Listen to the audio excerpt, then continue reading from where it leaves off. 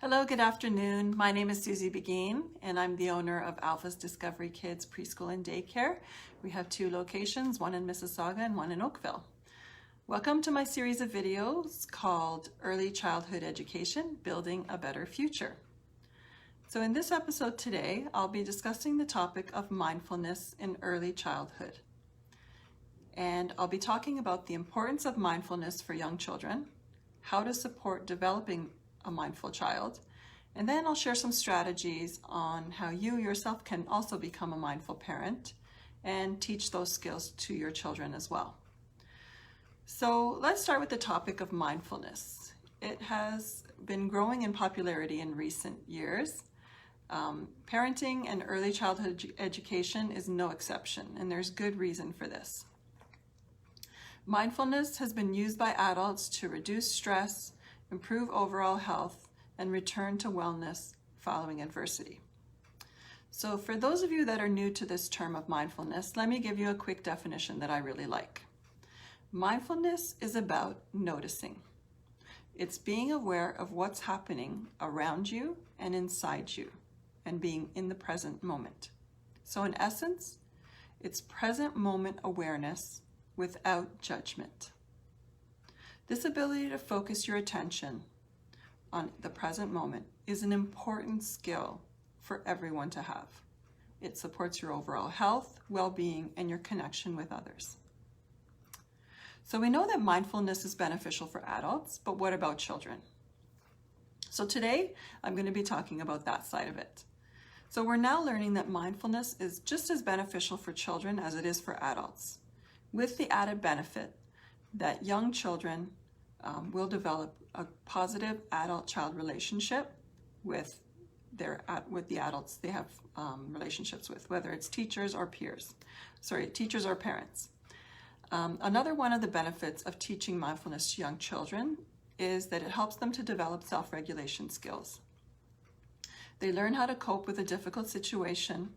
They learn how to remain calm, or how to return to a state of calm after that stressful situation is over. They learn to manage their emotions. They learn how to pay attention. They learn how to ignore distractions and stay focused. So by teaching your child mindfulness, you're actually teaching your child a way of being. So I think that's really important. So how do we encourage children to be mindful? In my experience working with young children, I find that most children under 4 years old, being mindful comes naturally. If you think of an infant or a toddler, they're usually only concerned about what's happening right now. They don't have the ability to think about the past or the future or analyze too much. So they're very much in the present moment and what is happening right in front of them and within their bodies right at that moment. So if you think that they're naturally built that way, how do they become less mindful over time? And I think it has a lot to do with your mind. So as your mind develops, you become more analytical. And as you become more analytical and as you grow older, using those analytical skills, you become less mindful and less present. So given that as you age, children become less mindful, how do we encourage children how do we foster that mindfulness so they don't lose it? And I think the first thing that we need to work on is becoming mindful parents. Because we can't teach a child to be mindful if we're not mindful ourselves. So I think we need to work on ourselves first, and once we're working on it, then we can also teach it to others. I know that parenting is stressful. I'm a parent myself as well. You have to look after the physical and emotional well-being of your child. You need to do things like change diapers, feed them, comfort them, and you may worry that you're not doing everything right. Mindfulness is actually a strategy you can use to reduce the stress of parenting. As you become a mindful parent, it's about being curious and open to understanding what your children are going through, what they're feeling, and what they're experiencing at that moment. So now I'd like to talk about a few strategies that you can use to become a mindful parent. So the first strategy is to give your child your full attention. There's a popular quote that I love, and it says, "The most precious gift you can give your child is your presence." Sometimes being present can be difficult. Our full undivided attention is hard to do when you're busy, you have lots of distractions, and you have lots of things on your mind. Yet we know that this is something that children absolutely need. With the introduction of cell phones and further distractions, it becomes even harder to give our full attention to our children. Yet when we do, we know they flourish.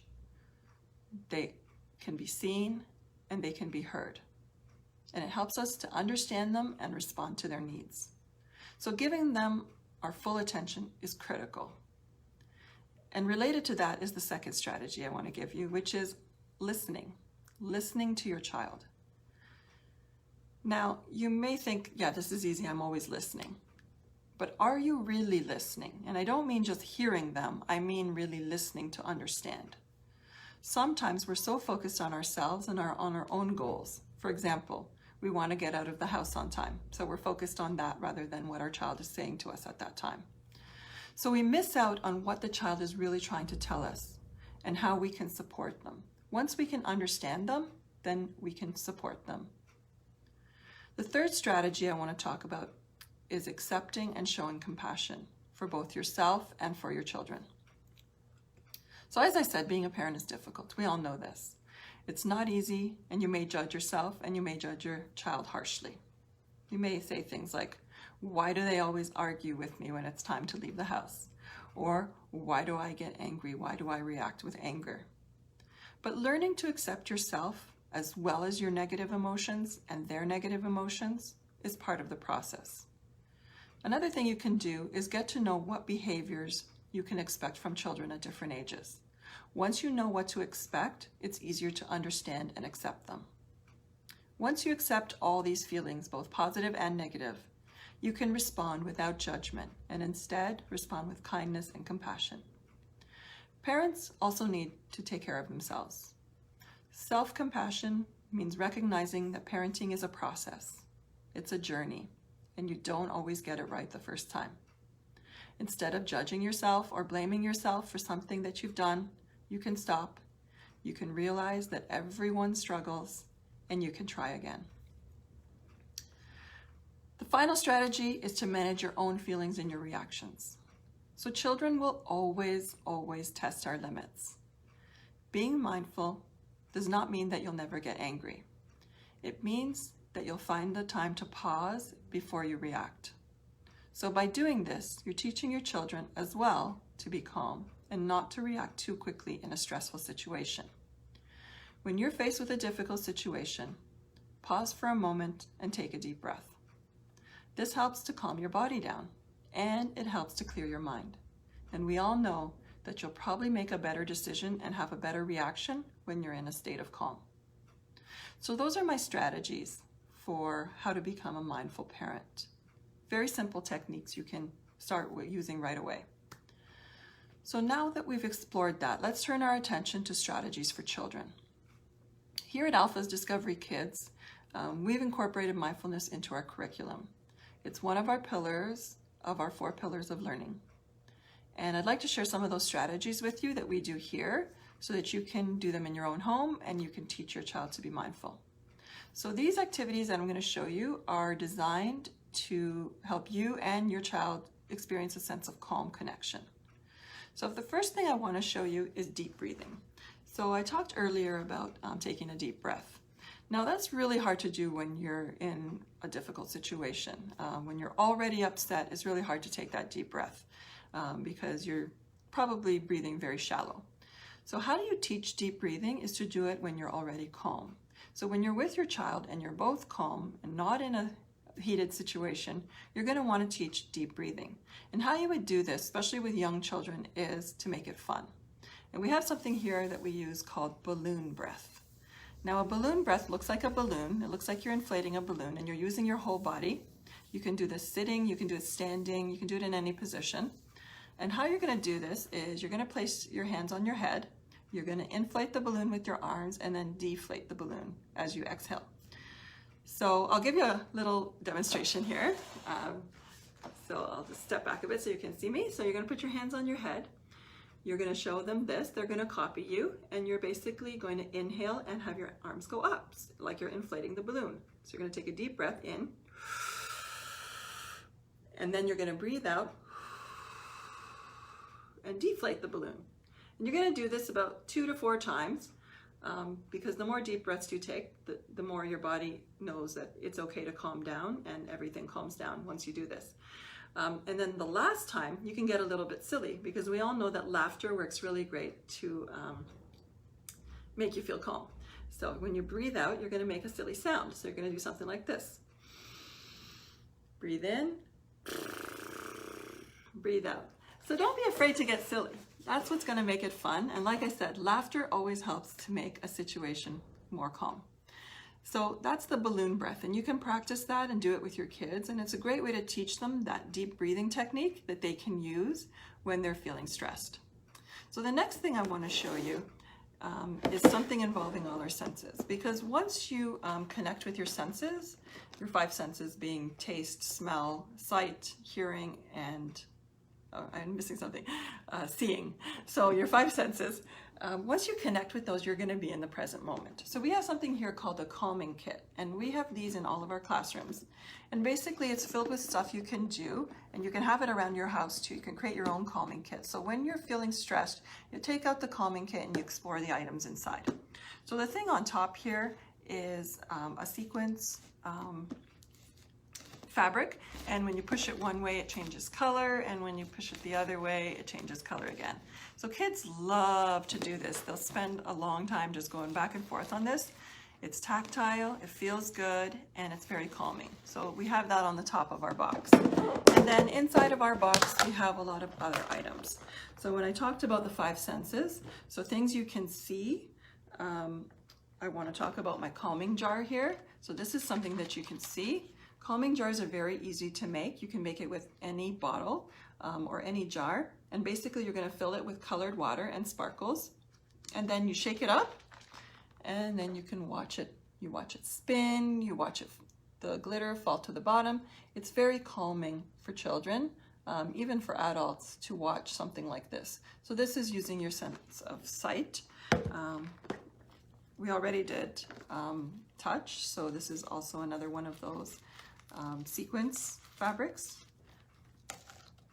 Also, squeezing is really good when you're stressed. So we have different kinds of squeezy balls in here that are fun. Lots of different kinds here. And they're very calming, actually. There's also soft items that you can touch. You can put it against your skin. Helps you feel calm as well. Also, for sound, you can have the sound of water. Water is a very calming sound.